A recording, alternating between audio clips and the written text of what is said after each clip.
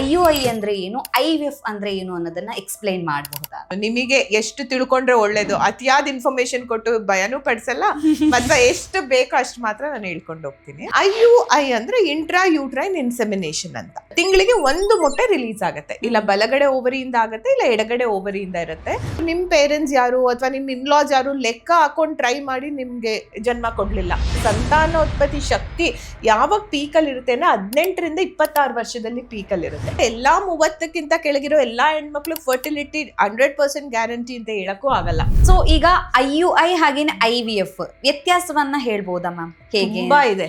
IUI it is very very similar to natural train. ಗಂಡ ಹೆಂಡತಿ ಸಂಭೋಗ ಕ್ರಿಯೆ ಮಾಡಿದಾಗ ವೀರ್ಯಾಣು ಸೀಮೆನ್ ವೆಜೈನಾದಲ್ಲಿರುತ್ತೆ. ಅದು ಯೂಟ್ರಸ್ ಮುಖಾಂತರ ಫೆಲೋಪಿಯನ್ ಟ್ಯೂಬ್ ಮುಖಾಂತರ ಹೋಗಿ ಅಂಡಾಶಯನ ತಲುಪಬೇಕು. ನಮ್ ಈಗ ಮದ್ವೆ ಆಗಿದ್ದೀವಿ, ಮದ್ವೆ ಆಗಿನ್ನ 3 ತಿಂಗಳಾಗಿದೆ, 6 ತಿಂಗಳಾಗಿದೆ ಅಂತಾರೆ. ಆದ್ರೆ ನಿಮ್ ವಯಸ್ಸೆಷ್ಟು ಅಂದ್ರೆ 35 ಅಂತಾರೆ. ಎಷ್ಟೊಂದು ಕಾರಣಗಳಿಂದ ಈ ತರ ನಾರ್ಮಲ್ ಪ್ರಕ್ರಿಯೆ ಆಗಲ್ಲ ಕೆಲವು ಹೆಣ್ಣು ಮಕ್ಕಳಿಗೆ. ಮಕ್ಕಳಾಗ್ತಾ ಇಲ್ಲ ಅಂತ ಡಾಕ್ಟರ್ ಹತ್ರ ಹೋದ್ರೆ IVF ಮಾಡ್ಬಿಡ್ತಾರಪ್ಪ, ಟೆಸ್ಟ್ ಟ್ಯೂಬ್ ಬೇಬಿ ಮಾಡ್ಬಿಡ್ತಾರೆ, ಸೊ ಹೋಗದೆ ಬೇಡ ಅಂತ ನೀವು ಡಿಲೇ ಮಾಡ್ಕೊಳಕ್ ಹೋಗ್ಬೇಡಿ. ಏನಾದ್ರೂ ಎಗ್ ಕ್ವಾಲಿಟಿ ಪುವರ್ ಆಗಿತ್ತು ಅಂತಂದ್ರೆ ಮತ್ತೆ ಭ್ರೂಣ ಫಾರ್ಮ್ ಆಗಲ್ಲ. ಇಮಿಡಿಯೇಟ್ ಆಗಿ ಒಂದು IUI ಫೇಲ್ ಆಯ್ತು ಅಂತ ನೆಕ್ಸ್ಟ್ ಡೇ IVF ಹೋಗೋ ಅವಶ್ಯಕತೆ ಡೆಫಿನೆಟ್ಲಿ ಇಲ್ಲ. ನಿಮಗೇನಾದ್ರೂ ಫೆಲೋಪಿಯನ್ ಟ್ಯೂಬ್ ಅಲ್ಲಿ ಸಮಸ್ಯೆ ಇದ್ದು ವೀರ್ಯಾಣುನ ರೀಚ್ ಆಗಕ್ ಆಗ್ಲಿಲ್ಲ ಅಂದ್ರೆ IUI ಫೇಲ್ ಆಗತ್ತೆ.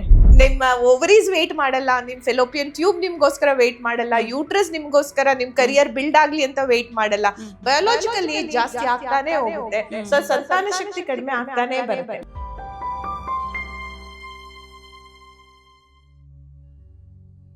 ವಿಜಯ ಕರ್ನಾಟಕ ವೀಕ್ಷಕರಿಗೆ ನಮಸ್ತೆ. ನಾನು ರಕ್ಷಾ ಕೋಟ್ಯಾನ್. ಪ್ರತಿಯೊಂದು ಹೆಣ್ಣಿಗೂ ಕೂಡ ತನಗೊಂದು ಮಗು ಬೇಕು ಅನ್ನೋಂಥ ಆಸೆ ಇದ್ದೇ ಇರುತ್ತೆ.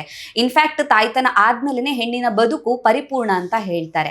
ಆದ್ರೆ ಇತ್ತೀಚಿನ ದಿನಗಳಲ್ಲಿ ನಾವು ಫರ್ಟಿಲಿಟಿ ಸಮಸ್ಯೆ ಅಥವಾ ಬಂಜೆತನವನ್ನ ಹೆಚ್ಚಾಗಿ ಕಾಣ್ತಾ ಇದ್ದೀವಿ. ಸೊ ಬಂಜೆತನ ಇತ್ತು ಅಥವಾ ಏನು ಇನ್ಫರ್ಟಿಲಿಟಿ ಇತ್ತು ಅಂದಾಗ ನಮಗೆ IVF ಒಂದು ಬೆಸ್ಟ್ ಆಪ್ಷನ್ ಅನ್ನೋದ್ರ ಬಗ್ಗೆ ಗೊತ್ತಿದೆ.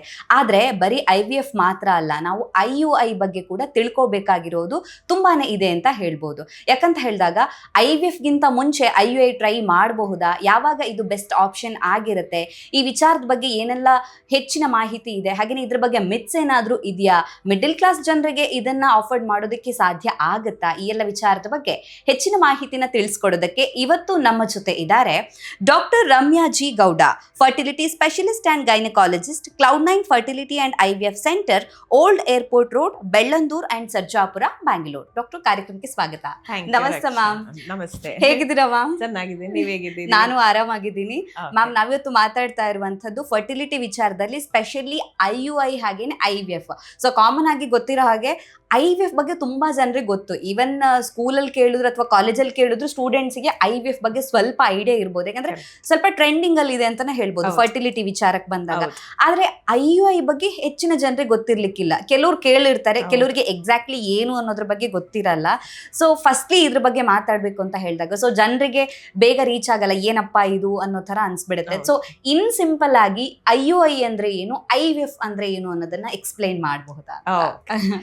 ಆಕ್ಚುಲಿ ಈ ಟಾಪಿಕ್ ಚೂಸ್ ಮಾಡಿದ್ದಕ್ಕೆ I really appreciate you.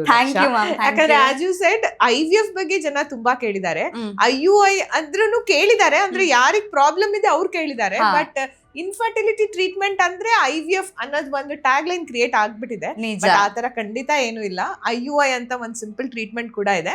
So ಇದ್ರಲ್ಲಿ ನಾನು ಫುಲ್ ಡೀಟೇಲ್ ಆಗಿ ಅದ್ರಲ್ಲಿ ಏನೇನ್ ಬೇಕು ಇನ್ಫಾರ್ಮೇಶನ್, ನಿಮಗೆ ಎಷ್ಟು ತಿಳ್ಕೊಂಡ್ರೆ ಒಳ್ಳೇದು. ಅತಿಯಾದ ಇನ್ಫಾರ್ಮೇಶನ್ ಕೊಟ್ಟು ಭಯನೂ ಪಡಿಸಲ್ಲ, ಮತ್ತೆ ಎಷ್ಟು ಬೇಕೋ ಅಷ್ಟು ಮಾತ್ರ ನಾನು ಹೇಳ್ಕೊಂಡು ಹೋಗ್ತೀನಿ. IUI ಅಂದ್ರೆ ಇಂಟ್ರಾ ಯೂಟ್ರೈನ್ ಇನ್ಸೆಮಿನೇಷನ್ ಅಂತ.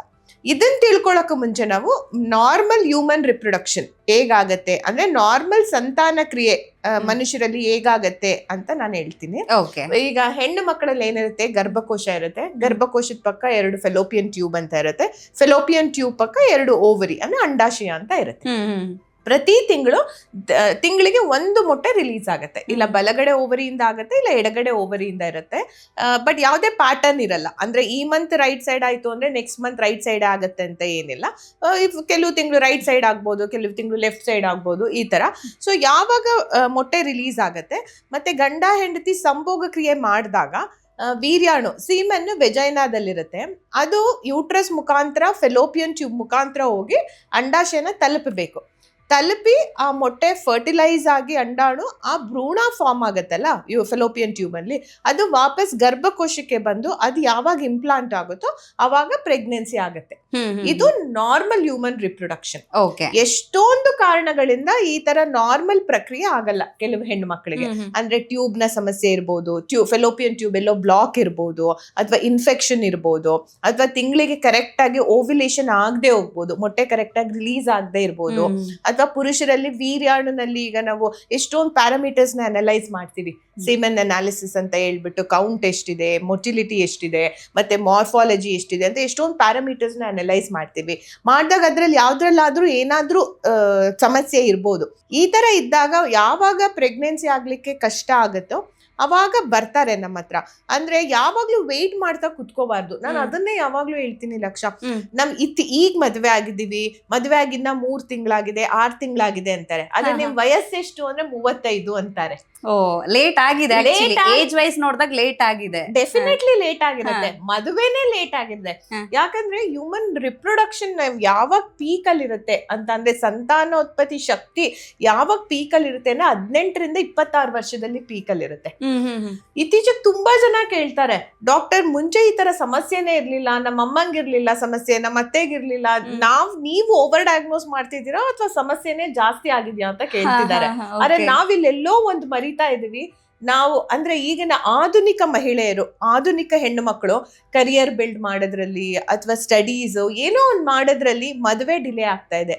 ಮದುವೆ ಡಿಲೇ ಆದ್ರೂನು, ಮದುವೆ ಕರೆಕ್ಟ್ ಆದ್ರೂ ಪ್ರೆಗ್ನೆನ್ಸಿ ಡಿಲೇ ಆಗ್ತಾ ಇದೆ. ಯಾವುದೋ ಕಾರಣದಿಂದ 3-4 ವರ್ಷ ಕಾಯೋಣ, ಕೆರಿಯರ್ ಬಿಲ್ಡ್ ಮಾಡೋಣ, ಗಂಡ ಹೆಂಡತಿ ಇಬ್ರು ಸೆಟಲ್ ಆಗೋಣ ಅನ್ನೋ ತರ ಯೋಚನೆ ಇರುತ್ತೆ. ಆಮೇಲೆ ಗಂಡ ಹೆಂಡತಿರಲ್ಲಿ ಅನ್ಯೋನ್ಯತೆ ಕಡಿಮೆ ಆಗ್ತಾ ಇದೆ. ಇಲ್ಲ ಫಸ್ಟ್ ನಮ್ ರಿಲೇಶನ್ಶಿಪ್ ಸ್ಟೇಬಲ್ ಮಾಡ್ಕೊಳ್ಳೋಣ, we are still not sure about our relationship. ಈ ತರ ಎಷ್ಟೊಂದು ಸಮಸ್ಯೆಗಳಿಂದ ಪ್ರೆಗ್ನೆನ್ಸಿ ಮುಂದೂಡ್ತಾ ಹೋಗ್ತಾ ಇದಾರೆ.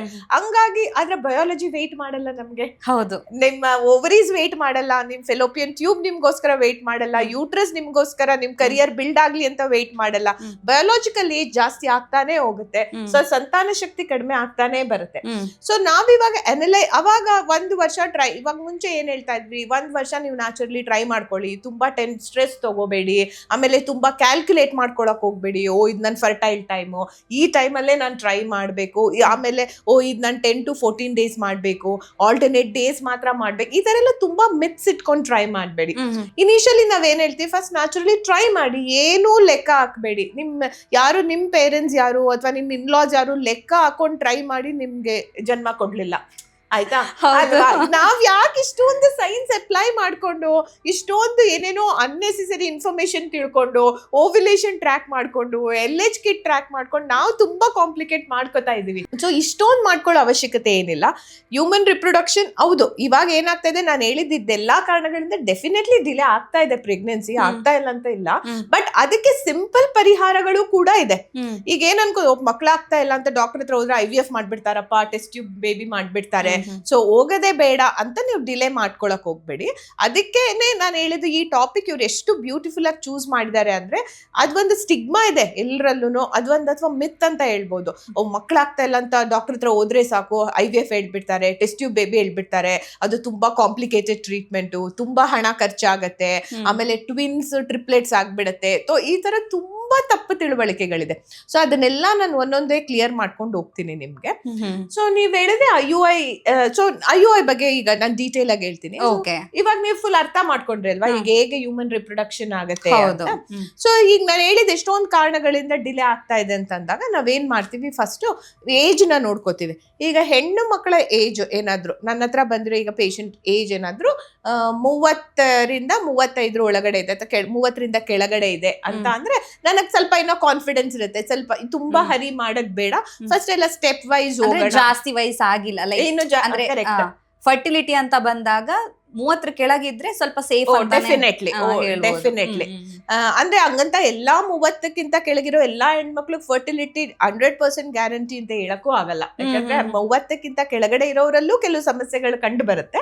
ಆದ್ರೂನು ಸಾಮಾನ್ಯವಾಗಿ 30ಕ್ಕಿಂತ ಕೆಳಗಿದೆ ವಯಸ್ಸು ಅಂತ ಅಂದಾಗ ಏನ್ ಮಾಡ್ತೀವಿ, ಫಸ್ಟ್ ಈಗ ಓವ್ಯುಲೇಷನ್ ಎಲ್ಲ ಕರೆಕ್ಟ್ ಆಗಿ ಆಗ್ತಿದ್ಯಾ ಅಂದ್ರೆ ಹೇಗೆ ಎವ್ರಿ ಮಂತ್ ಪೀರಿಯಡ್ಸ್ ಆಗುತ್ತೋ ಅದೇ ತರ ಒಂದು 10 to 12 ಡೇಸ್ ಅಥವಾ 14th ಡೇ ನಲ್ಲಿ ಎಗ್ ರಿಲೀಸ್ ಆಗುತ್ತೆ, ಓವ್ಯುಲೇಷನ್ ಅಂತ ಹೇಳ್ತೀವಿ. ಫಸ್ಟ್ ನಾವು ಫಾಲಿಕ್ಯುಲರ್ ಮಾನಿಟರಿಂಗ್ ಅಂತ ಮಾಡ್ಕೊಂತೀವಿ. ಅಂದ್ರೆ ಪೀರಿಯಡ್ಸ್ ಆದ 2ನೇ ದಿನ ಅಥವಾ 3ನೇ ದಿನ ಸ್ಕ್ಯಾನ್ ಮಾಡ್ಕೊಂಡು ಮೊಟ್ಟೆಗಳು ಹೇಗಿದೆ, PCOD ತರ ಸಮಸ್ಯೆಗಳೇನಾದ್ರೂ ಇದೆಯಾ, ಅಥವಾ ನೀರ್ಗುಳ್ಳೆಗಳು ಅಂತ ಹೇಳ್ತೀವಿ ಆ ತರ ಸಿಸ್ಟ್ ಏನಾದ್ರೂ ಇದೆಯಾ, ಅಥವಾ ಎಂಡೋಮೆಟ್ರಾಟಿಕ್ ಸಿಸ್ಟ್ ಅಂತ ಹೇಳ್ತೀವಿ, ಚಾಕ್ಲೇಟ್ ಸಿಸ್ಟ್ ಅಂತ ಹೇಳ್ತೀವಿ, ಆ ತರ ಏನಾದ್ರು ಸಮಸ್ಯೆಗಳಿದೆಯೋ ಓವರಿನಲ್ಲಿ ಅದನ್ನೆಲ್ಲ ನೋಡ್ಕೊಂತೀವಿ. ಸೊ ಏನು ಇಲ್ಲ ಅಂತ ಅಂದ್ರೆ ಮತ್ತೆ ಇನ್ನ ತುಂಬಾ ಅಗ್ರೆಸಿವ್ ಟ್ರೀಟ್ಮೆಂಟ್ ಇವ್ರಿಗೆ ಬೇಕಾಗಿಲ್ಲ ಅಂತ ಅರ್ಥ. ಈ ತರ PCOD ಸಮಸ್ಯೆ ಇಲ್ಲ, ಸಿಸ್ಟ್ ಇಲ್ಲ, ಎಂಡೋಮೆಟ್ರಿಯಾಸಿಸ್ ಇಲ್ಲ, ಓವರೀಸ್ ಎಲ್ಲ ನಾರ್ಮಲ್ ಆಗಿದೆ. ಮತ್ತೆ ಇಷ್ಟು ಓವೇರಿಯನ್ ರಿಸರ್ವ್ ಅಂತ ಹೇಳ್ತೀವಿ. ಅಂದ್ರೆ ಪ್ರತಿ ಹೆಣ್ಣು ಮಗು ಹುಟ್ಟಿದಾಗ ಕೆಲವೊಂದಷ್ಟು ಮೊಟ್ಟೆಗಳು ಆಲ್ರೆಡಿ ಇರತ್ತೆ, ಆಯ್ತಾ. ಆಮೇಲೆ ಯಾವಾಗ ಅವಳು ಋತುಮತಿ ಆಗ್ತಾಳೆ 12ರಿಂದ ಅಥವಾ 13 ವರ್ಷದಿಂದ, ಆಮೇಲಿಂದ ತಿಂಗಳಿಗೆ ಒಂದೊಂದು ಮೊಟ್ಟೆ ರಿಲೀಸ್ ಆಗ್ತಾ ಹೋಗುತ್ತೆ. ಯಾವಾಗ ಒಂದೊಂದು ಮೊಟ್ಟೆ ರಿಲೀಸ್ ಆಗುತ್ತೆ ಎಷ್ಟೋ ಮೊಟ್ಟೆಗಳು ಅಲ್ಲೇ ಡಿಜನರೇಟ್ ಕೂಡ ಆಗ್ತಾ ಹೋಗುತ್ತೆ. ಹಾಗಾಗಿ ಎಲ್ಲಿ ಒಂದು 40-45 ಅಷ್ಟೊತ್ತಿಗೆ ಎಲ್ಲಾ ಮೊಟ್ಟೆಗಳು ಯಾವಾಗ ಖಾಲಿ ಆಗುತ್ತೋ ಅವಾಗ ಮೆನೋಪಾಸ್ ಸಮಸ್ಯೆ ಶುರು ಆಗುತ್ತೆ. ಸಾರಿ, ಸಮಸ್ಯೆ ಅಂತ ಹೇಳ್ಬಾರ್ದು, ಮೆನೋಪಾಸ್ ಶುರು ಆಗುತ್ತೆ. ಅದೊಂದು procedure, exactly, it's a natural process. So first ಅದನ್ನ ಈಗ ಎಷ್ಟಿದೆ ರಿಸರ್ವ್ ಅಂತ ನೋಡ್ಕೊಂತೀವಿ. ಪೀರಿಯಡ್ಸ್ ಆದ 2ನೇ ದಿನ ರಿಸರ್ವ್ ಎಲ್ಲ ಚೆನ್ನಾಗಿದೆ, ಮೊಟ್ಟೆಗಳ ಸಂಖ್ಯೆ ಚೆನ್ನಾಗಿದೆ, ಈ ತರ ಏನು ಸಮಸ್ಯೆಗಳಿಲ್ಲ ಅಂತ ಅಂದ್ಮೇಲೆ ನೆಕ್ಸ್ಟ್ ಫೆಲೋಪಿಯನ್ ಟ್ಯೂಬ್ ಅಂತ ಇರುತ್ತೆ. ನಾನು ಹೇಳ್ದಂಗೆ ಗರ್ಭಕೋಶದ ಬಲಭಾಗದಲ್ಲಿ ಮತ್ತೆ ಎಡಭಾಗದಲ್ಲಿ ಒಂದು ಡೆಲಿಕೇಟ್ ಸ್ಟ್ರಕ್ಚರ್, ಅದು ಒಂದು 10 to 14 ಸೆಂಟಿಮೀಟರ್ ಲಾಂಗ್ ಇರುತ್ತೆ. ಸೊ ಒಂದು ಥಿನ್ ಸ್ಟ್ರಕ್ಚರು, ಬಟ್ ಅದ್ರದ್ದು ಕೆಲಸ ತುಂಬಾನೇ ಮುಖ್ಯ.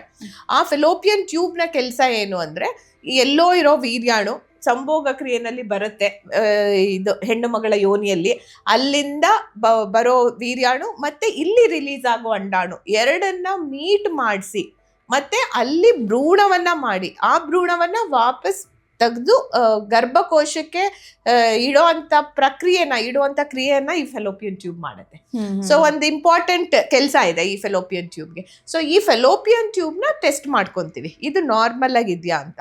ಬಟ್ ಇದ್ರಲ್ಲಿ ಮತ್ತೆ ಇನ್ನೊಂದು ತಿಳ್ಕೊಬೇಕು ನಾವು, ಫೆಲೋಪಿಯನ್ ಟ್ಯೂಬ್ದು 2 ಕೆಲಸ ಇದೆ. ಒಂದು ಓಪನ್ ಆಗಿರ್ಬೇಕು, ಅದು ಓಪನ್ ಇದ್ರೆ ಮಾತ್ರ ಅಂಡಾಣು ಮತ್ತೆ ವೀರ್ಯಾಣುವನ್ನ ಮೀಟ್ ಮಾಡಿಸ್ಲಿಕ್ಕೆ ಸಾಧ್ಯ ಆಗುತ್ತೆ. ಸೊ ಒಂದು ಹೆಂಗ್ ಟೆಸ್ಟ್ ಮಾಡ್ಕೊಳ್ಳೋದು ನಾವು ಅಂತ ಅಂದ್ರೆ 2 ರೀತಿ ಇದೆ. ಒಂದು HSG ಅಂತ ಅಂದ್ರೆ ಹಿಸ್ಟ್ರೋಸಾಲ್ಫಿಂಗೋಗ್ರಾಮ್ ಅಂತ, ಒಂದು ಡೈನ ಪುಷ್ ಮಾಡ್ತೀವಿ ಗರ್ಭಕೋಶದಲ್ಲಿ.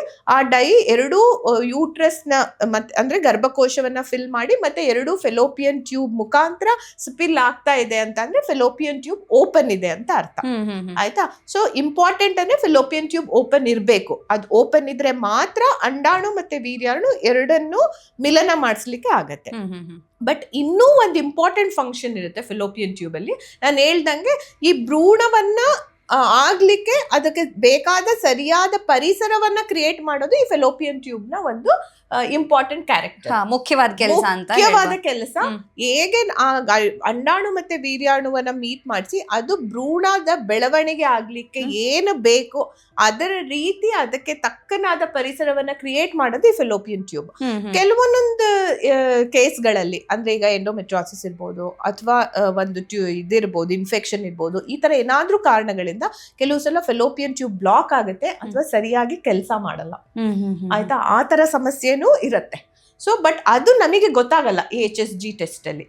ಸೊ ಜಸ್ಟ್ ಓಪನ್ ಇದೆಯಾ ಅಂತ ಗೊತ್ತಾಗತ್ತೆ, ಈ ಸೀಲಿಯರಿ ಮೂವ್ಮೆಂಟ್ ಚೆನ್ನಾಗಿದ್ಯಾ, ಅದ್ರದ್ದು ಹೆಲ್ತ್ ಚೆನ್ನಾಗಿದ್ಯಾ, ಸೊ ಈ ಭ್ರೂಣ ಡೆವಲಪ್ ಆಗ್ಲಿಕ್ಕೆ ಇದು ಪೂರಕವಾದ ವಾತಾವರಣನ ಇದು ಕ್ರಿಯೇಟ್ ಮಾಡುತ್ತಾ ಅನ್ನೋದು ನಮ್ಗೆ ಯಾವುದೇ ಟೆಸ್ಟ್ ಅಲ್ಲಿ ಗೊತ್ತಾಗಲ್ಲ. ಆದ್ರೆ HSG ಅಂತ ಒಂದು ಸಿಂಪಲ್ ಬೇಸಿಕ್ ಟೆಸ್ಟ್ ಮಾಡ್ಕೊಂಡು ನಾವು ಫೆಲೋಪಿಯನ್ ಟ್ಯೂಬ್ ಓಪನ್ ಇದೆ ಅಂತ ಒಂದ್ಸಲ ಕನ್ಫರ್ಮ್ ಮಾಡ್ಕೊಳ್ಳೋದು ಯಾವಾಗ್ಲೂ ಒಳ್ಳೇದು. ಓಕೆ, ಈ ತರ ಬ್ಲಾಕ್ ಆದಾಗ ಇನ್ಫರ್ಟಿಲಿಟಿ ಆಗುವಂತ ಚಾನ್ಸಸ್ ಇರುತ್ತೆ ಅಂತ. ಇನ್ಫರ್ಟಿಲಿಟಿ ಆಗೋ ಚಾನ್ಸಸ್ ಇರುತ್ತೆ ಬ್ಲಾಕ್ ಆದಾಗ ಅಥವಾ ಇನ್ಫೆಕ್ಷನ್ ಆದಾಗ ಚಾನ್ಸಸ್ ಇರುತ್ತೆ. ಸೊ ನಾವು HSG ಮಾಡ್ಕೊಂಡು ಫೆಲೋಪಿಯನ್ ಟ್ಯೂಬ್ ಓಪನ್ ಇದೆ ಅಂತ ಕನ್ಫರ್ಮ್ ಮಾಡ್ಕೊಂಡು ಮತ್ತೆ ನಾವು ಫಾಲಿಕ್ಯುಲರ್ ಸ್ಟಡಿ ನಾನು ಹೇಳ್ದಂಗೆ ಸ್ಕ್ಯಾನ್ ಮಾಡ್ಕೊಂಡು ಪೀರಿಯಡ್ಸ್ ಆದ 2ನೇ ದಿನ ಸ್ಕ್ಯಾನ್ ಮಾಡ್ಕೊಂಡು 10th ಡೇ ಇನ್ನೊಂದು ಸೀರಿಯಲ್ ಫಾಲಿಕ್ಯುಲರ್ ಮಾನಿಟರಿಂಗ್ ಅಂತ ಹೇಳ್ತೀವಿ. ಅಂದ್ರೆ ಹೇಗೆ ಫಾಲಿಕಲ್ ಡೆವಲಪ್ ಆಗಿ ಹೇಗೆ ರಿಲೀಸ್ ಆಗ್ತಾ ಇದೆ ಅಂತ. ಸೊ ಆ ರಿಲೀಸ್ ಆಗೋ ದಿನ ನೋಡ್ಕೊಂಡು ಅವತ್ತಿನ ದಿನ ಆ ಹೆಣ್ಣು ಮಗಳ ಹಸ್ಬೆಂಡ್ ನ ಕರೆಸಿ ಸೀಮೆನ್ ಮಾಸ್ಟರ್ಬೇಟ್ ಮಾಡಿ ಒಂದು ಸೀಮೆನ್ ಸ್ಯಾಂಪಲ್ ತಗೋತೀವಿ ಲ್ಯಾಬ್ ಅಲ್ಲಿ ಕೊಡಕ್ ಹೇಳಿ, ಅದನ್ನ ನಾವು ಒಂದು ಮಲ್ಟಿಪಲ್ ಸ್ಟೇಜಸ್ ಅಲ್ಲಿ ಕ್ಲೀನ್ ಮಾಡ್ಕೊಂತೀವಿ ಸೀಮೆನ್ ನ. ಏನಾಗುತ್ತೆ ಅಂದ್ರೆ ಈ ವೀರ್ಯಾಣು ರೆಗ್ಯುಲರ್ ಸೀಮೆನ್ ಅಲ್ಲಿ ಏನಾಗಿರುತ್ತೆ, ಒಂದು ಸೆಮೈನಲ್ ಪ್ಲಾಸ್ಮಾ ಅಂತ ಹೇಳ್ತೀವಿ ಅದು ಇರುತ್ತೆ, ಅದ್ರ ಜೊತೆಗೆ ವೀರ್ಯಾಣುನು ಇರುತ್ತೆ, ಎರಡಿರುತ್ತೆ. ಸ್ಪರ್ಮ್ಸ್ ಇರುತ್ತೆ, ಸ್ಪರ್ಮ್ಸ್ ಜೊತೆ ಸೆಮೈನಲ್ ಪ್ಲಾಸ್ಮಾನು ಇರುತ್ತೆ. ಈ ಸೆಮೈನಲ್ ಪ್ಲಾಸ್ಮಾನಲ್ಲಿ ಕೆಲವು ಆಕ್ಸಿಡೆಂಟ್ಸ್ ಮತ್ತೆ ಪ್ರೋಸ್ಟಾಗ್ಲಾಂಡಿನ್ಸ್ ಕೆಮಿಕಲ್ಸ್ ತುಂಬಾ ಇರುತ್ತೆ. ಇದು ಈ ವೀರ್ಯಾಣು ಶಕ್ತಿನ ಕಡಿಮೆ ಮಾಡ್ತಾ ಇರುತ್ತೆ. ಸೊ ಅದಕ್ಕೆ ನಾವೇನ್ ಮಾಡ್ತೀವಿ ಅಂದ್ರೆ ಇದು ಯಾವ ಕಾರಣಗಳಿಂದ ಬೇಕಾದ್ರೂ ಆಗ್ಬೋದು. ಈಗ ಸ್ಮೋಕಿಂಗ್ ಇಂದ ಆಗ್ಬೋದು, ಅಥವಾ ಸ್ಟ್ರೆಸ್ ಇಂದ ಆಗ್ಬೋದು, ಅಥವಾ ಆ ಪುರುಷರಲ್ಲಿ ಏನಾದ್ರೂ ಜೆನೈಟಲ್ ಇನ್ಫೆಕ್ಷನ್ ಅಂತ ಹೇಳ್ತೀವಿ, ಅಂದ್ರೆ ಪ್ರೈವೇಟ್ ಪಾರ್ಟ್ಸ್ ಅಲ್ಲಿ ಏನಾದ್ರೂ ಇನ್ಫೆಕ್ಷನ್ ಅಥವಾ ಸ್ವೆಲ್ಲಿಂಗ್ ಆ ತರ ಏನಾದ್ರೂ ಆದಾಗ ಈ ತರ ಸ್ಪರ್ಮ್ ಕ್ವಾಲಿಟಿ ಸ್ವಲ್ಪ ಹಾಳಾಗಿರುತ್ತೆ. ಸೊ ಆ ತರ ಏನಾದ್ರೂ ಇದೆಯಾ ಅಂತ ನೋಡ್ಕೊಂಡು ಸೀಮೆನ್ ಅಲ್ಲಿ ಈ ಸೆಮೈನಲ್ ಪ್ಲಾಸ್ಮಾದಲ್ಲಿರೋ ಎಲ್ಲಾ ಇಂಪ್ಯೂರಿಟೀಸ್ ನ ತೆಗೆದು, ಆಮೇಲೆ ಬರೀ ಪಾಪ ಅವ್ರದ್ದು ಸ್ಟ್ರೆಸ್ ಅಂತಾನೆ ಹೇಳಕ್ ಆಗಲ್ಲ, ಈಗಿಂದು ಊಟದಲ್ಲಿ ಎಷ್ಟೊಂದು ಪೊಲ್ಯೂಷನ್ ಇದೆ, ಇದು ಪೆಸ್ಟಿಸೈಡ್ಸ್ ಇದೆ, ಕುಡಿಯೋ ನೀರ್ ಹಾಳಾಗಿದೆ, ಗಾಳಿ ಹಾಳಾಗಿದೆ, ಎಲ್ಲದ್ರಲ್ಲೂ ಪೊಲ್ಯೂಟೆಂಟ್ಸ್ ಇದೆ. ಸೊ ಇದೆಲ್ಲದ್ರಲ್ಲೂ ಸೀಮೆನ್ ಪ್ಯಾರಾಮೀಟರ್, ಸೀಮೆನ್ ಕ್ವಾಲಿಟಿ ಸ್ವಲ್ಪ ಕಡಿಮೆ ಆಗಿರುತ್ತೆ. ಸೊ ಇದನ್ನೆಲ್ಲ ನಾವು ಲ್ಯಾಬ್ ನಲ್ಲಿ ಅಸೆಸ್ ಮಾಡ್ಕೊಂಡು ಅದನ್ನೆಲ್ಲ ರಿಮೂವ್ ಮಾಡ್ತೀವಿ. ಈ ಸೆಮೈನಲ್ ಪ್ಲಾಸ್ಮಾದಲ್ಲಿ ಏನೇನಿದೆ ಇಂಪ್ಯೂರಿಟೀಸ್ ಅದನ್ನೆಲ್ಲ ಸೆಪರೇಟ್ ಮಾಡ್ಕೊಂಡು active and healthy motile sperms ಅಂತ ಹೇಳ್ತೀವಿ, ಅದನ್ನ ಮಾತ್ರ ನಾವು ಸೆಪರೇಟ್ ಮಾಡ್ಕೊಂತೀವಿ. ಇದನ್ನ ಮಾಡ್ಕೊಳ್ಳೋಕೆ ಎಷ್ಟೊಂದು ವಿಧಾನ ಇದೆ, ಅದನ್ನ ಹೇಳ್ತಾ ಹೋದ್ರೆ ತುಂಬಾ ಟೆಕ್ನಿಕಲ್ ಥಿಂಗ್ಸ್ ಆಗ್ಬಿಡತ್ತೆ, ಆಮೇಲೆ ತುಂಬಾ ಇನ್ಫಾರ್ಮೇಶನ್ ಆಗಿ ಮತ್ತೆ ಆಗ್ಬಿಡತ್ತೆ. ಸೊ ಅಷ್ಟೆಲ್ಲ ಹೇಳೋದ್ ಬೇಡ. ಸೊ ನಮ್ದೇ ಆದ ಕೆಲವೊಂದೊಂದು ಸೈಂಟಿಫಿಕ್ ಟೆಕ್ನಾಲಜಿ ಯೂಸ್ ಮಾಡ್ಕೊಂಡು ಎಲ್ಲಾ ಇಂಪ್ಯೂರಿಟೀಸ್ ನ ತೆಗೆದು, ಮತ್ತೆ ಕೆಲವು ಡೆಡ್ ಸ್ಪರ್ಮ್ಸ್, ಇಮ್ಮೊಟೈಲ್ ಸ್ಪರ್ಮ್ಸ್ ಅಂತೆಲ್ಲ ಇರುತ್ತೆ, ಅದನ್ನೆಲ್ಲ ಸೆಪರೇಟ್ ಮಾಡ್ಕೊಂಡು ಈ ಆಕ್ಟಿವ್ ಮೊಟೈಲ್ ಸ್ಪರ್ಮ್ಸ್ ಮಾತ್ರ ತಗೊಂಡು ಆ ಹೆಣ್ಣು ಮಗಳ ಗರ್ಭಕೋಶಕ್ಕೆ ಹಾಕ್ತೀವಿ. ಇದು ಕಂಪ್ಲೀಟ್ ಇಂಟ್ರಾ ಯೂಟ್ರೈನ್ ಇನ್ಸೆಮಿನೇಷನ್ ಪ್ರಕ್ರಿಯೆ. ಅಂದ್ರೆ ಸಿಂಪಲ್ ಆಗಿ ಹೇಳ್ಬೇಕು ಅಂತ ಅಂದ್ರೆ, ಹೆಣ್ಣು ಮಗಳಿಗೆ ಯಾವಾಗ ಓವ್ಯುಲೇಷನ್ ಆಗ್ತಾ ಇದೆ ಆ ಸಂದರ್ಭದಲ್ಲಿ ಆಕೆಯ ಪತಿಯ ವೀರ್ಯಾಣುವನ್ನ ತಗೊಂಡು ವಾಶ್ ಮಾಡಿ ಕ್ಲೀನ್ ಸ್ಪರ್ಮ್ಸ್ ನ ಅವಳ ಗರ್ಭಕೋಶಕ್ಕೆ ನಾರ್ಮಲ್ ರೂಟ್ ಅಲ್ಲೇ ಅಂದ್ರೆ ಯೋನಿಯ ಮುಖಾಂತರ ಗರ್ಭಕೋಶಕ್ಕೆ ಹಾಕೋದನ್ನ IUI ಅಂತ ಹೇಳ್ತೀವಿ. ಸೊ ಜನರಿಗೆ ಈಗ ಅರ್ಥ ಆಗಿರುತ್ತೆ. ಸೊ ಏನು ಗೊತ್ತಿಲ್ದಿರೋರ್ಗೂ ಕೂಡ IUI ಅಂತ ಹೇಳಿದ್ರೆ ಏನು ಅನ್ನೋದು ಗೊತ್ತಿರುತ್ತೆ. ಸೊ ಈಗ IUI ಹಾಗೇನೆ IVF ವ್ಯತ್ಯಾಸವನ್ನ ಹೇಳ್ಬೋದಾ ಮ್ಯಾಮ್? ಹೇಗೆ? ತುಂಬಾ ಇದೆ. IUI it is very very similar to natural try. ಏನಕ್ಕೆ ಅಂದ್ರೆ ನೀವು ನ್ಯಾಚುರಲಿ ಟ್ರೈ ಮಾಡಿದಾಗ ಆಕೆಯ ಪತಿಯ ಸೀಮನ್ ಜಸ್ಟ್ ಯೋನಿಯಲ್ಲಿರತ್ತೆ, ನಾವು ವಾಶ್ ಮಾಡಿದಾಗ ಯೋನಿಯಿಂದ ಗರ್ಭಕೋಶದೊಳಗೆ ಮಾತ್ರ ಹಾಕ್ಲಿಕ್ಕೆ ಸಾಧ್ಯ. ಬಟ್ ಗರ್ಭಕೋಶದಲ್ಲಿ ಹಾಕಿರೋ ವೀರ್ಯಾಣು ಮತ್ತೆ ಫೆಲೋಪಿಯನ್ ಟ್ಯೂಬ್ ನ ಮುಖಾಂತರ ಹೋಗಿ ಅಂಡಾಣುವನ್ನ ರೀಚ್ ಆಗ್ಬೇಕು. ಅದು ನ್ಯಾಚುರಲ್ ಆಗೇ ಆಗ್ಬೇಕು. ಆಯ್ತಾ? ನಿಮಗೇನಾದ್ರೂ ಫೆಲೋಪಿಯನ್ ಟ್ಯೂಬ್ ಅಲ್ಲಿ ಸಮಸ್ಯೆ ಇದ್ದು ವೀರ್ಯಾಣುನ ರೀಚ್ ಆಗಕ್ ಆಗ್ಲಿಲ್ಲ ಅಂದ್ರೆ IUI ಫೇಲ್ ಆಗತ್ತೆ. ಮತ್ತೆ ಕರೆಕ್ಟ್ ಆಗಿರೋ ನಾವು ಸ್ಕ್ಯಾನ್ ಮಾಡಿ ಓವ್ಯುಲೇಷನ್ ಆಗಿದೆ, ಫಾಲಿಕಲ್ ರಪ್ಚರ್ ಆಗಿದೆ ಅಂತ ಹೇಳ್ಬೋದು. ಆದ್ರೆ ಆ ರಪ್ಚರ್ ಆಗಿ ರಿಲೀಸ್ ಆಗಿರೋ ಎಗ್ ಹೆಲ್ತಿ ಆಗಿದ್ಯಾ ಅದನ್ನ ಹೇಳಕ್ ಆಗಲ್ಲ. ಯಾಕಂದ್ರೆ ಅಂಡಾಣು ಮೈಕ್ರೋಸ್ಕೋಪಿಕ್ ಸ್ಟ್ರಕ್ಚರ್, ಬರೀ ಕಣ್ಣಿಗೆ ಕಾಣಲ್ಲ, ನಾವು ಸ್ಕ್ಯಾನ್ ಮಾಡಿದಾಗ ಕಾಣಲ್ಲ. ಸೊ ಎಗ್ ನ ಕ್ವಾಲಿಟಿ ಕಡಿಮೆ ಇರ್ಬೋದು. ನಾವು ಸ್ಪರ್ಮ್ ಮಾತ್ರ ವಾಶ್ ಮಾಡಿ ಆಕ್ಟಿವ್ ಸ್ಪರ್ಮ್ ಹಾಕಿದೀವಿ, ಏನಾದ್ರೂ ಎಗ್ ಕ್ವಾಲಿಟಿ ಪುವರ್ ಆಗಿತ್ತು ಅಂತಂದ್ರೆ ಮತ್ತೆ ಭ್ರೂಣ ಫಾರ್ಮ್ ಆಗಲ್ಲ. ಆಯ್ತಾ? ಮತ್ತೆ ಟ್ಯೂಬೋ ಓವೇರಿಯನ್ ರಿಲೇಶನ್ಶಿಪ್ ಅಂತ ಹೇಳ್ತೀವಿ ನಾವು. ಈ ಕೆಲವೊಂದ್ಸಲ ಇನ್ಫೆಕ್ಷನ್ ಇಂದ ಅಥವಾ ಎಂಡೋಮೆಟ್ರಿಯೋಸಿಸ್ ಇಂದ ಈ ಟ್ಯೂಬೋ ಓವೇರಿಯನ್ ರಿಲೇಶನ್ಶಿಪ್ ಹಾಳಾಗಿರುತ್ತೆ. ಅಂದ್ರೆ ಅಂಡಾಶಯದಿಂದ ರಿಲೀಸ್ ಆದ ಮೊಟ್ಟೆ ಫೆಲೋಪಿಯನ್ ಟ್ಯೂಬ್ ಒಳಗೆ ಹೋಗ್ಬೇಕು. ಎಷ್ಟೋ ಕಾರಣಗಳಿಂದ ಎಂಡೋಮೆಟ್ರಿಯೋಸಿಸ್ ಅಲ್ಲಿ ಅಥವಾ ಇನ್ಫೆಕ್ಷನ್ ಅಲ್ಲಿ ಈ ಟ್ಯೂಬೋ ಓವೇರಿಯನ್ ರಿಲೇಶನ್ಶಿಪ್ ಹಾಳಾದಾಗ ಏನಾಗುತ್ತೆ, ಮೊಟ್ಟೆ ಫೆಲೋಪಿಯನ್ ಟ್ಯೂಬ್ ನ ತಲುಪದೇ ಇಲ್ಲ. ಅವಾಗ ವೀರ್ಯಾಣು ಬಂದು ಎಗ್ ನ ಮತ್ತೆ ಮೀಟ್ ಮಾಡಕ್ ಆಗಿರಲ್ಲ. ಸೊ ಅವಾಗ್ಲೂ ಫೇಲ್ ಆಗುತ್ತೆ. ಸೊ ಹಿಂಗಾಗಿ ಎಷ್ಟೊಂದು ಕಾರಣಗಳಿಂದ IUI ಫೇಲ್ ಆಗ್ಬೋದು. ಹಾಗಾಗಿ IUI ಅಲ್ಲಿ ಪ್ರೆಗ್ನೆನ್ಸಿ ಚಾನ್ಸ್ ಬರೀ 15-20% ಇರುತ್ತೆ ಒಂದು ಸೈಕಲ್. ಅಲ್ಲಿ ಫೇಲ್ ಆದ್ರೆ ನೆಕ್ಸ್ಟ್ IVF ಗೆ ಹೋಗ್ಬೇಕು ಅಂತನಾ? ಇಲ್ಲ, ಎರಡು ತರ ಇದೆ. ಫೇಲ್ ಆದಾಗ ನಾವು ಅಂದ್ರೆ ನಾವೀಗ ಎಲ್ಲ ಚೆಕ್ ಮಾಡ್ಕೊಂಡ್ವಿ, ಓವ್ಯುಲೇಷನ್ ಆಗಿತ್ತು, ಟ್ಯೂಬ್ಸ್ ಓಪನ್ ಇತ್ತು, ಕರೆಕ್ಟ್ ಟೈಮ್ಗೆ ವಾಶ್ ಮಾಡಿ ಸ್ಪರ್ಮ್ ಹಾಕಿದ್ವಿ ಅಂದ್ರೂ ಏನಕ್ಕೆ ಫೇಲ್ ಆಯ್ತು, ಅವಾಗ ನಾವ್ ಯೋಚನೆ ಮಾಡ್ತೀವಿ, ಓ ಜಸ್ಟ್ ಫೆಲೋಪಿಯನ್ ಟ್ಯೂಬ್ ಓಪನ್ ಇದೆ, ಕಾರಣ ಏನು ಅಂತ ಹುಡುಕ್ತೀರಾ? ಎಕ್ಸಾಕ್ಟ್ಲಿ. ಏನಾದ್ರೂ ಫೆಲೋಪಿಯನ್ ಟ್ಯೂಬ್ ಅಲ್ಲಿ ಸಮಸ್ಯೆ ಇದ್ವಾ ಅಥವಾ ಎಗ್ ಕ್ವಾಲಿಟಿ ಅದ್ರೂ ಕಡಿಮೆ ಇದೆಯಾ, ಆ ತರ ಕಾರಣನ ನೋಡ್ಬೇಕಾಗತ್ತೆ. ಬಟ್ ಇನ್ನ ವಯಸ್ಸು ಚಿಕ್ಕದಿತ್ತು ಮುಗೀತು, ತುಂಬಾ ಈಗ ಹರಿನಲ್ಲಿ ಮಾಡ್ಕೊಳ್ಳೋದೇನು ಇಲ್ಲ, ಇಷ್ಟು ವರ್ಷನೇ ಕಾದಿದೀವಿ, ಇನ್ನೂ ಒಂದು 3 ತಿಂಗಳು ಈ ಟ್ರೀಟ್ಮೆಂಟ್, ಯಾಕಂದ್ರೆ ಇದು ತುಂಬಾ ಸಿಂಪಲ್ ಟ್ರೀಟ್ಮೆಂಟ್, IUI ಇದಕ್ಕೆ ಅಡ್ಮಿಷನ್ ಅವಶ್ಯಕತೆ ಇಲ್ಲ, ಆಮೇಲೆ ತುಂಬಾ ಇಂಜೆಕ್ಷನ್ ಗಳ definitely it's day care procedure, admission ಅವಶ್ಯಕತೆ ಇಲ್ಲ, ತುಂಬಾ ಇಂಜೆಕ್ಷನ್ಸ್ ತಗೊಳ್ಳೋ ಅವಶ್ಯಕತೆ ಇಲ್ಲ, ಆಮೇಲೆ ಬೆಡ್ ರೆಸ್ಟ್ ಅವಶ್ಯಕತೆ ಇಲ್ಲ, ಯಾವ ಅವಶ್ಯಕತೆನೂ ಇಲ್ಲ. ಇದು ಒಂದು ಸಿಂಪಲ್ ಟ್ರೀಟ್ಮೆಂಟ್. ಸೊ ಇನ್ನ ವಯಸ್ಸು ಚಿಕ್ಕದಿದೆ, ಸಿಂಪಲ್ ಟ್ರೀಟ್ಮೆಂಟ್, ಆಮೇಲೆ ಕಡಿಮೆ ಖರ್ಚಿನಲ್ಲಿ ಆಗುತ್ತೆ. ಸೊ ಇನ್ನ ಏನು ಆ ಹೆಣ್ಣುಮಗಳ ವಯಸ್ಸು ಇನ್ನ ಕಡಿಮೆ ಇದೆ ಅಂತ ಅಂದಾಗ ಸುಮ್ನೆ ಆತರವಾಗಿ ನೆಕ್ಸ್ಟ್ ಸ್ಟೆಪ್ಪಿಗೆ ಹೋಗೋದಕ್ಕಿಂತ ಒಂದು ಮಿನಿಮಮ್ ಅಂದ್ರೆ ಒಂದು 5 ರಿಂದ 6 ತಿಂಗಳು ಈ ತರ ಟ್ರೈ ಮಾಡ್ಬೋದು ನಾವು IUI ನ.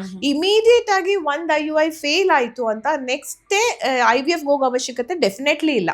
ಎಲ್ಲಾ ಪ್ಯಾರಾಮೀಟರ್ಸ್ ಅಂದ್ರೆ ವಯಸ್ಸಿನ ಚಿಕ್ಕದು, ಸ್ಪರ್ಮ್ ಕ್ವಾಲಿಟಿ ಚೆನ್ನಾಗಿದೆ, ಬೇರೆ ಏನು ಅಂತ ಮೇಜರ್ ಸಮಸ್ಯೆಗಳೇನು ಇಲ್ಲ ಅಂತ ಅಂದ್ರೆ 5 ರಿಂದ 6 ತಿಂಗಳು ಈ ಟ್ರೀಟ್ಮೆಂಟ್ ನ ಟ್ರೈ ಮಾಡ್ಬೋದು.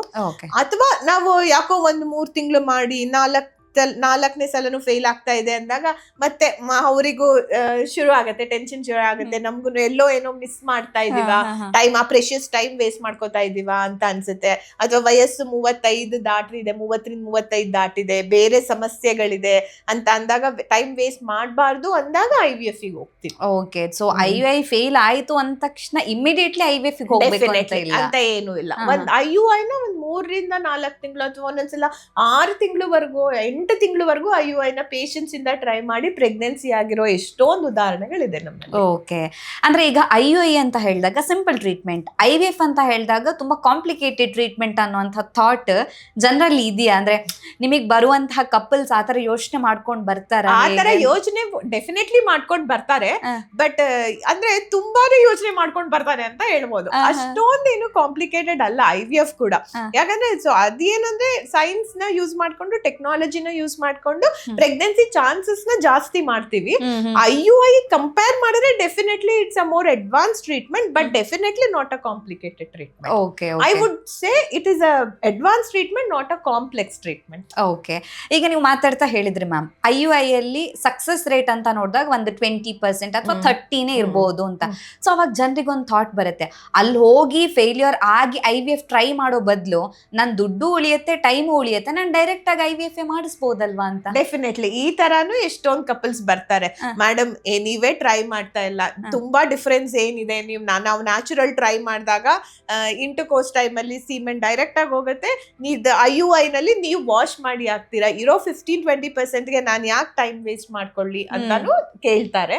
ಆತರ ರಿಕ್ವೆಸ್ಟ್ ಮಾಡ್ಕೊಂಡಾಗ ಅವ್ರದ್ದು ಬೇರೆ ಎಲ್ಲ ನೋಡ್ಬೇಕಲ್ಲ ರಚಾ. ಈಗ ಅವ್ರಿಗೆ ಎಷ್ಟೊಂದ್ ಜನ ಹೇಳ್ತಾರೆ, ಮ್ಯಾಮ್ ಓನ್ಲಿ 3 months ನನಗ್ ಪ್ರಾಜೆಕ್ಟ್ ಇದೆ, ಆನ್ ಸೈಟ್ ಹೋಗ್ಬೇಕಿದೆ ಮ್ಯಾಮ್, ಈಗ ನನ್ನ ಹಸ್ಬೆಂಡ್ ಇಂದ ದೂರ ಹೋಗ್ಬೇಕಿದೆ, ಅಥವಾ ನನ್ನ ಹಸ್ಬೆಂಡ್ ಆನ್ ಸೈಟ್ ಅಲ್ಲಿ ಇದಾರೆ, ಇವಾಗ ನನಗ್ ಬರ್ತಾ ಇರೋದೇ 1 or 2 months, ಈ ಟೈಮ್ ಅಲ್ಲಿ ನಾನ್ ಮಾಡ್ಕೊಬೇಕು ಪ್ರೆಗ್ನೆನ್ಸಿ, ಈ ತರ ಎಷ್ಟೊಂದ್ ಕಾರಣಗಳಿಂದ ಬರ್ತಿದ್ದಾರೆ ಪಾಪ. ಅವಾಗೆಲ್ಲ ಏನ್ ಮಾಡ್ತೀವಿ, IUI ನ ಬೈಪಾಸ್ ಮಾಡಿ IVF ನ ಸ್ಟಾರ್ಟ್ ಮಾಡಿರೋ ಉದಾಹರಣೆಗಳು ಇದಾವೆ.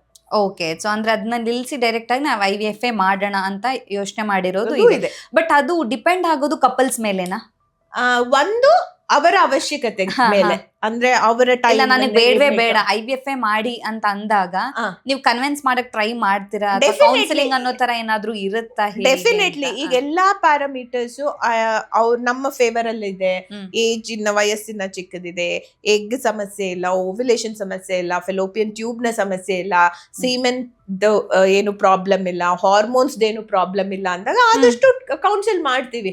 ಅಂದ್ರೆ ಮತ್ತೆ ಇನ್ನ ಏನು ಈ ತರದ ಬೇರೆ ಏನು ಸೋಷಿಯಲ್ ರೀಸನ್ಸ್ ಇಲ್ಲ, ಅಂದ್ರೆ ಟೈಮ್ ಲಿಮಿಟ್ ಇಲ್ಲ, ಆತರ ಏನು ಇಲ್ಲ ಅಂತ ಅಂದಾಗ ಆದಷ್ಟು IUI ನೇ ಮಾಡ್ಲಿಕ್ಕೆ ಟ್ರೈ ಮಾಡ್ತೀವಿ. ಯಾಕಂದ್ರೆ ಇಟ್ಸ್ ವೆರಿ ಸಿಂಪಲ್ ಟ್ರೀಟ್ಮೆಂಟ್. ತುಂಬಾ ಏನು ಇಂಜೆಕ್ಷನ್ಗಳ ಹಾರ್ಮೋನ್ಗಳ ಅವಶ್ಯಕತೆ ಇಲ್ಲ, ಅಥವಾ ತುಂಬಾ ಖರ್ಚಿಲ್ಲ. ಮತ್ತೆ IUI ಮತ್ತೆ IVF ಕಂಪೇರ್ ಮಾಡಿದ್ರೆ ತುಂಬಾ ವ್ಯತ್ಯಾಸ ಇದೆ, ಹಣದಲ್ಲಾಗ್ಲಿ ಅಥವಾ ನಾವು ಮಾಡೋ ಕೆಲ್ಸದಲ್ಲಾಗ್ಲಿ ಅಥವಾ ಟೆಕ್ನಾಲಜಿ ಯೂಸ್ ಮಾಡೋದ್ರಲ್ಲಾಗ್ಲಿ ತುಂಬಾ ಡಿಫ್ರೆನ್ಸ್ ಇರೋದ್ರಿಂದ ಆದಷ್ಟು ಫಸ್ಟ್ IUI ನೇ ಮಾಡ್ಕೊಳ್ಳಿ ಅಂತ ಹೇಳ್ತೀವಿ, ಬೇರೆ ಏನು ಸಮಸ್ಯೆಗಳಿಲ್ಲ ಅಂತ ಅಂದಾಗ. ಓಕೆ, ಹಾಗಾದ್ರೆ ಕಪಲ್ಸ್ ನಿಮ್ ಹತ್ರ ಬಂದಾಗ ಅವರ ಏಜ್ ಏನು, ಅಂದ್ರೆ ಮದ್ವೆ ಆಗಿ ಎಷ್ಟು ವರ್ಷ ಆಗಿದೆ, ಫಿನಾನ್ಷಿಯಲ್ ಕಂಡೀಷನ್ ಏನು, ಇದೆಲ್ಲವನ್ನ ತಿಳ್ಕೊಂಡು ಅದಾದ್ಮೇಲೆ IUI ಮಾಡ್ಬೇಕಾ IVF ಮಾಡ್ಬೇಕಾ ಅಂತ ಡಿಸೈಡ್ ಮಾಡ್ತೀರಾ ಅಂತ? Thank you ma'am, thank you so much. ನಮ್ಮ ಇವತ್ತಿನ ಕಾರ್ಯಕ್ರಮದಲ್ಲಿ IUI ಬಗ್ಗೆ, ಸೊ ಇದ್ರ ಬಗ್ಗೆ ಜಾಸ್ತಿ ಜನರಿಗೆ ಗೊತ್ತಿರಲಿಲ್ಲ, ಸೊ ಅದನ್ನ ಇನ್ ಸಿಂಪಲ್ ಆಗಿ ಹೇಳಿದ್ದೀರಾ. ಅದರ ಜೊತೆಗೆ IVF ಯಾವಾಗ ಮಾಡಿಸ್ಬೇಕಾಗತ್ತೆ, ಇದರ ನಡುವೆ ಇರುವಂತಹ ವ್ಯತ್ಯಾಸ ಏನು, ಈ ವಿಚಾರದ ಬಗ್ಗೆ ಇರುವಂತಹ ಸತ್ಯ ಸುಳ್ಳು ಏನು ಅನ್ನೋದನ್ನ ತುಂಬಾ ಸರಳವಾಗಿ ವಿವರವಾಗಿ ತುಂಬಾ ಚೆನ್ನಾಗಿ ಹೇಳ್ಕೊಟ್ಟಿದ್ದೀರಾ ಅಂತಾನೆ ಹೇಳ್ಬೋದು. ಸೊ ಆಡಿಯನ್ಸ್ಗೆ ತುಂಬಾ ಈಸಿಯಾಗಿ ರೀಚ್ ಆಗುತ್ತೆ. So thank you ma'am, thank you so much. ನಮಸ್ತೆ. Thank you. ನಮ್ಮ ಇವತ್ತಿನ ಕಾರ್ಯಕ್ರಮದಲ್ಲಿ IUI ಯಾವಾಗ ವರ್ಕ್ ಆಗುತ್ತೆ, ಯಾವಾಗ IVF ಮಾಡಿಸ್ಬೇಕಾಗತ್ತೆ, ಇನ್ಫರ್ಟಿಲಿಟಿ ಅಥವಾ ಬಂಜೆತನಕ್ಕೆ ಮುಖ್ಯ ಕಾರಣ ಏನು, ಈ ಎಲ್ಲ ವಿಚಾರದ ಬಗ್ಗೆ ಡಾಕ್ಟರ್ ನಮಗೆ ಹೆಚ್ಚಿನ ಮಾಹಿತಿಯನ್ನು ತಿಳಿಸ್ಕೊಟ್ಟಿದ್ದಾರೆ. ಆರೋಗ್ಯಕ್ಕೆ ಸಂಬಂಧಿಸಿದಂಥ ಹೆಚ್ಚಿನ ವಿಡಿಯೋಗಳನ್ನು ನಮ್ಮ ವಿಜಯ ಕರ್ನಾಟಕ ಹೆಲ್ತ್ ಪೇಜ್ನಲ್ಲಿ ನೀವು ನೋಡಬಹುದು.